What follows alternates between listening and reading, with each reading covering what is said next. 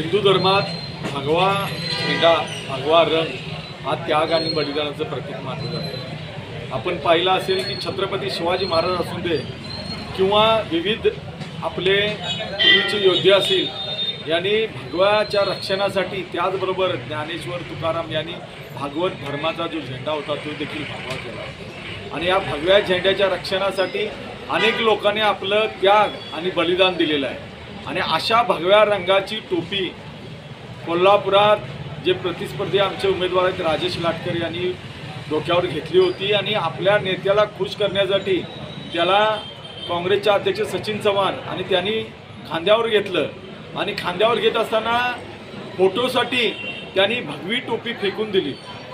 ह्या अतिशय निषेधार्ह गोष्ट असून कोल्हापूरची जनता सतत भगव्यावर कायम प्रेम करत आहे, कायम भगव्याच्या पाठीशी राहिलेले आहे आणि भगव्या रंगाची टोपी त्यांनी फेकून दिली। त्याचा व्हिडिओ सगळीकडे व्हायरल होत आहे आणि याचा सर्वत्र निषेध होत आहे।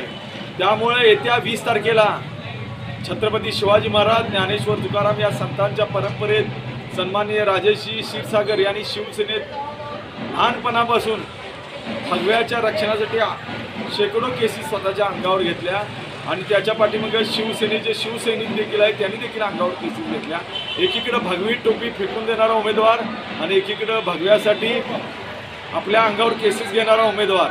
त्यामुळं येत्या 20 तारखेला जशी त्यांनी टोपी आपटली तसं त्यांना कोल्हापूरची जनता आपटल्याशिवाय राहणार नाही आणि 20 तारखेला सन्माननीय राजेश क्षीरसागर हे मोठ्या मताधिक्याने निवडून येणार आणि भगव्याचा विजय होणार।